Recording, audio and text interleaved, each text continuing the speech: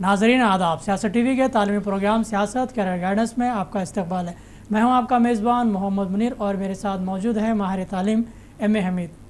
नाज़रीन, आप जानते हैं कि एसएससी के इम्तिहान के बाद जो रास्ते निकल आते हैं, ख़ास तौर पर स्टूडेंट्स जो एसएससी एग्ज़ाम दे चुके हैं उनके रिज़ल्ट से पहले जो मौक़े निकल आते हैं, कौन कौन से एंट्रेंस एग्ज़ाम रखे जाते हैं जिसकी बुनियाद पर वो आगे बढ़ सकते हैं और कौन से कोर्स के लिए वो लोग एलिजिबल हैं, और एंट्रेंस के बाद उनके रास्ते कैसे हमवार होते हैं, बल्कि हुनर भी आता है, एक अच्छी जो है मुस्तकबिल की तरफ वो लोग बढ़ते हैं। तो सबसे पहले हम सवाल करेंगे एम.ए. हमीद से कि इम्तिहानात तो ख़त्म हो चुके हैं, इम्तिहानात के नताइज नहीं हैं, लेकिन फ़िक्र ये है कि आगे की तालीम कौन सी होनी चाहिए, कैसी होनी चाहिए और क्या उसके लिए हम आगे बढ़ सकते हैं। सर, जैसा कि आप जानते हैं कि गुज़िश्ता एसएससी के इम्तिहान को लेकर हमने प्रोग्राम्स पेश किए थे और उसमें कई मौक़ों के बारे में बात करे थे। तो ये बताइए कि इम्तिहान के बाद जो नतीजा आता है, नतीजे की बुनियाद पर कौन से एंट्रेंस एग्ज़ाम रखे जाते हैं?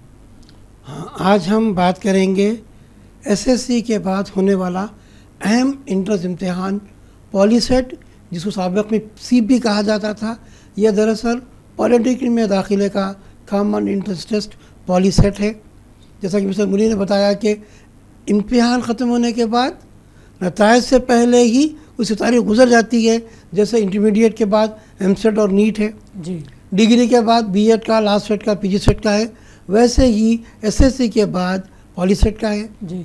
तो पॉलिटेक्निक एंट्रेंस इम्तिहान दरअसल इंजीनियरिंग डिप्लोमा कोर्सेस में दाखिले का अहम तरीन एंट्रेंस इम्तिहान है, जो एसएससी की मैथ्स, फिज़िक्स और केमिस्ट्री के ऑब्जेक्टिव सवालों पर लिया जाएगा। सर, जैसा कि आपने बताया कि फ़ौरन जो हमारे जहन में आता है कि एंट्रेंस एग्ज़ाम्स, तो ये बताइए कि इंटरमीडिएट में दाखिले से बेहतर है कि पॉलीसेट में जाएं, तो पॉलीसेट में जाने वाली कैटेगरीज कौन सी होती है और उनका क्या एम होता है?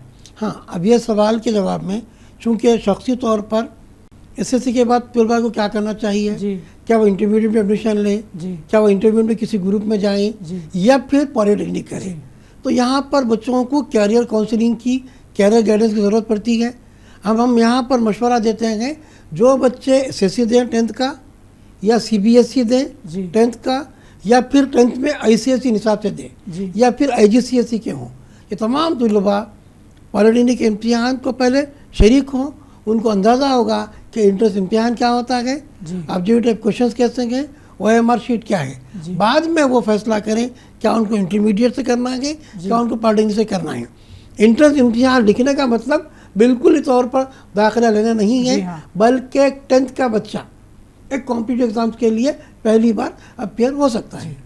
बड़ा अच्छा जवाब उन्होंने दिया, बल्कि एक दूरंदेशी की बात भी की है कि इंतखाब का जो मामला है, ख़ास तौर पर मुस्तकबिल को लेकर, कौन सा कोर्स आपके लिए बेहतर है और कौन से कोर्स में आप दाखिला ले सकते हैं और कौन से कोर्स से आप आगे बढ़ सकते हैं, तो बुनियाद ये बनाते हैं। जैसे पॉलीसेट में हम इंट्रेंस एग्ज़ाम के तौर पर जाते हैं तो सर, सबसे पहले हमारे सामने ये आता है जहन में कि पॉलीसेट अगर हम क्वालिफाई हो गए तो हमारे लिए क्या रास्ते निकलते हैं? हाँ, पॉलीटेक्निक कॉमन एंट्रेंस टेस्ट के ज़रिए जिन कोर्सेस में दाखिला दिया जाता है उसको डिप्लोमा कोर्सेज कहते हैं। ये इंजीनियरिंग, नॉन इंजीनियरिंग भी है, जिसमें इंजीनियरिंग के ज़्यादा है। इंजीनियरिंग पॉलिटेक्निक डिप्लोमा कोर्सेज में जैसे साबिक़ में LCE, LME, LE वगैरह था, आजकल उसका नाम diploma in civil engineering, diploma in mechanical engineering, diploma in electrical engineering, electronics, computers और AI भी आ चुका है डिप्लोमा लेवल पर। तो जैसा कि एजुकेशन की दर्जाबंदी है, certificate level, diploma level, degree level, तो एसएससी का सर्टिफिकेट था, सर्टिफिकेट के बाद वो लोग डिप्लोमा कर सकते हैं, डिप्लोमा के बाद उनको डिग्री में जाना होगा। तो ये डिप्लोमा लेवल है जो 3 ईयर का है, 10+3 के बाद वो जूनियर इंजीनियर बन जाएंगे। तो सर, जैसे कि हमारे सामने बात आती है कि आपने कैटेगरीज वाइज डिवाइड किया है कि सर्टिफिकेट्स भी है, डिप्लोमा भी है, डिग्री लेवल भी, तो डिप्लोमा बेस पे जो कोर्स सीखे जाते हैं या हम जिसमें जो तरबियत हासिल करते हैं, तो उससे हमारे लिए मौक़े क्या निकल आते हैं? हाँ, इसका मौजूद जवाब यह है कि अगर आप इंजीनियरिंग करेंगे, 10th करेंगे, उसके बाद इंटरमीडिएट करेंगे तो +2 लेवल होगा, और इंजीनियरिंग उनकी 4 ईयर की होगी, BE BTech, यानी 10 + 2 + 4। यहाँ पर अगर आप पॉलिटेक्निक से इंजीनियरिंग करते हैं तो 10 के बाद 3 ईयर्स है, 10+3, इसके बाद इंजीनियरिंग के लिए भी ESET, FDH होता है डिप्लोमा होल्डर्स के लिए, लैटरल एंट्री में वो 3 साल का होता है। तो 10 + 3 अगर आप पॉलिटेक्निक के जरिए इंजीनियरिंग करना चाहते हैं तो आपको 6 साल की इंजीनियरिंग 10 के बाद हो जाएगी। आप जूनियर इंजीनियरिंग भी करेंगे, डिप्लोमा होल्डर भी रहेंगे, डिग्री होल्डर भी रहेंगे, तो एक अच्छा बेहतर इंजीनियर बन सकता है जब वो डिप्लोमा से करे। जी, यकीनन ये जवाब आपके लिए बहुत ही कारआमद है कि एक बुनियाद अगर जिसकी पुख्ता हो तो फिर आगे की मंजिल भी इसके लिए आसान हो जाती है।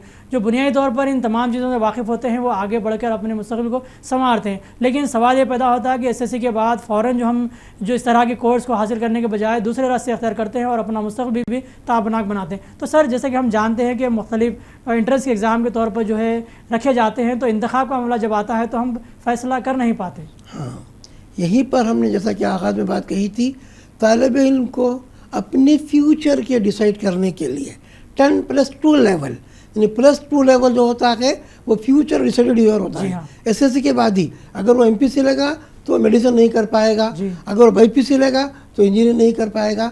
तो इंटरमीडिएट के ऑप्शनल सब्जेक्ट हों जो आपके जो है अख्तियारी मज़ामीन होते हैं या फिर इंजीनियरिंग हो, ये आपके फ्यूचर को डिसाइड करते हैं। इसके ज़रिए आप अपना मुस्तक़बिल का तयन करते हैं और मुस्तक़बिल का टारगेट को पूरा करते हैं। तो इसीलिए इंजीनियरिंग का या फिर इंटरमीडिएट इम्तिहान का इंतखाब आपके मुस्तक़बिल का तयन करता है। ये भी जवाब आपके लिए बेहतर है कि अगर आप ज़िंदगी में कुछ बनना चाहते हैं, ख़ास तौर पर पॉलीसेट की बुनियाद पर, तो वो आप आगे बढ़ सकते हैं। सर, हम पॉलीसेट की बात कर रहे हैं तो ये बताइए कि पॉलीसेट में कौन कौन से डिप्लोमाज हैं, कितने कैटेगरीज में डिवाइड किया जाता है? इंटरमीडिएट जैसा 10+2 लेवल है, +2 लेवल है, वैसे पॉलिटेक्निक +3 लेवल है। Polytechnic many technical courses Telangana state में state board of technical education के तहत गवर्नमेंट के पॉलीटेक्निक है। उसके अलावा प्राइवेट तौर पॉलीटेक्निक के बजाय इंजीनियरिंग कॉलेजेस में भी डिप्लोमा कोर्स रखा गया है। जैसे यहाँ पर माइनॉरिटी में नवाब शाह आलम खां इंजीनियरिंग कॉलेज में पॉलीटेक्निक है, महावीर इंजीनियरिंग कॉलेज में पॉलीटेक्निक है। तो एक तरफ आपको गवर्नमेंट पॉलीटेक्निक मिलेगा, हर डिस्ट्रिक्ट में आपको मिलेगा गवर्नमेंट पॉलीटेक्निक। हैदराबाद में मासा टैंक पर गवर्नमेंट पॉलीटेक्निक है, पुराने शहर के लिए कुली खुसूसा गवर्नमेंट पॉलीटेक्निक है, रामंतपुर में जवाहरलाल नेहरू गवर्नमेंट पॉलीटेक्निक है, सिकंदराबाद के मारटपल्ली में इंस्टीट्यूट ऑफ इलेक्ट्रॉनिक्स है।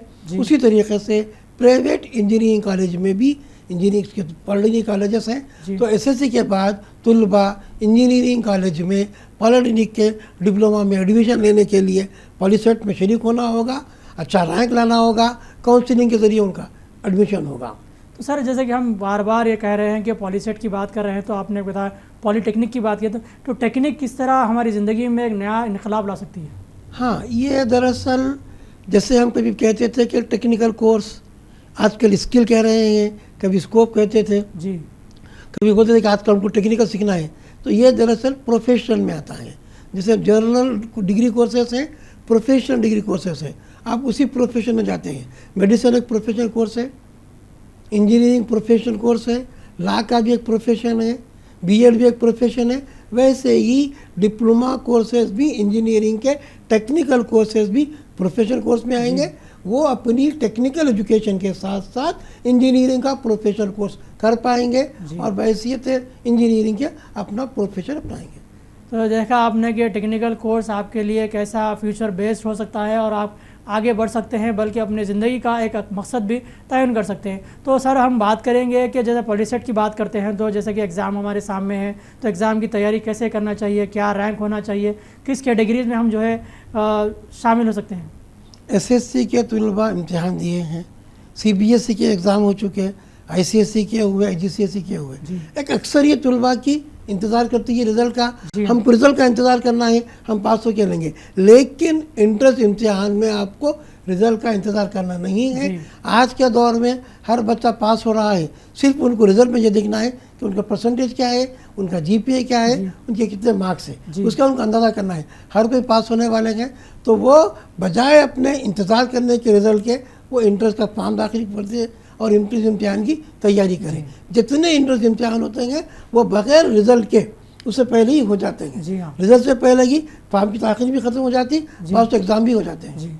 तो सर, ये बताइए कि इम्तिहान की तैयारी कैसे करनी है? हाँ, एसएससी सिलेबस पर इंटरमीडिएट बोर्ड में, जैसा यहाँ पर board of secondary education, board of intermediate education, board of technical education है, तो एसएससी का जो सिलेबस है, एसएससी सिलेबस 10th लेवल की मैथमेटिक्स होगी, 60 question, MCQ, multiple choice question, total objective based रहेंगे।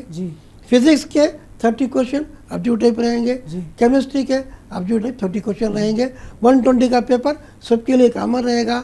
और बायोलॉजी का भी अगर कोई करना चाहते हैं तो 30 मार्क्स होते हैं और वो गवर्नमेंट पॉलिटेक्निक एग्रीकल्चर में काम आता है। तो सर जिस तरह की हम बात कर रहे हैं पॉलीसेट में, तो ये बताइए कि कौन कौन से कोर्स रहेंगे, तो उसकी तैयारी हम कैसे कर सकते हैं? हाँ, यहाँ पर पहले आपको पॉलिटिकल इंस्टीट्यूट का फॉर्म दाखिल करना है, उसकी तैयारी करना है, कोचिंग ले, गाइड ले, पढ़े। उसके बाद आपको एग्ज़ाम में अच्छे रैंक लाने के बाद दाखिला मिलेगा गवर्नमेंट पॉलिटेक्निक में। तो आपकी रैंक की बुनियाद पर जी, पहले इंजीनियरिंग सिविल, मैकेनिकल, इलेक्ट्रिकल थी। आजकल इंजीनियरिंग को 2 हिस्सों में बांट दिया गया, ख़ास तौर पर BTech लेवल पर computer engineering, non computer engineering.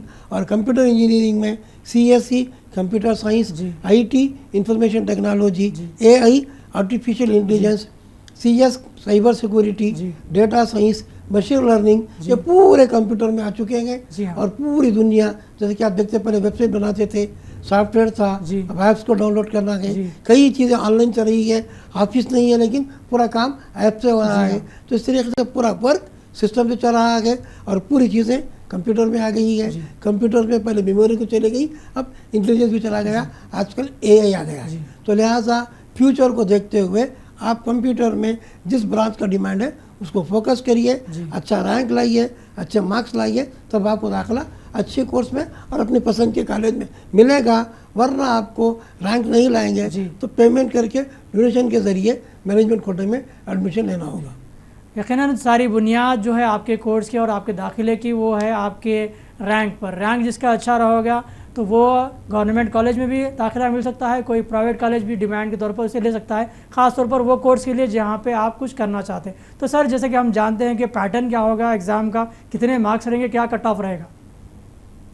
यहाँ पर SSC के पूरे सिलेबस का मैथमेटिक्स के 60 क्वेश्चन है, मल्टीपल चॉइस क्वेश्चन, एक क्वेश्चन का 1 मार्क है।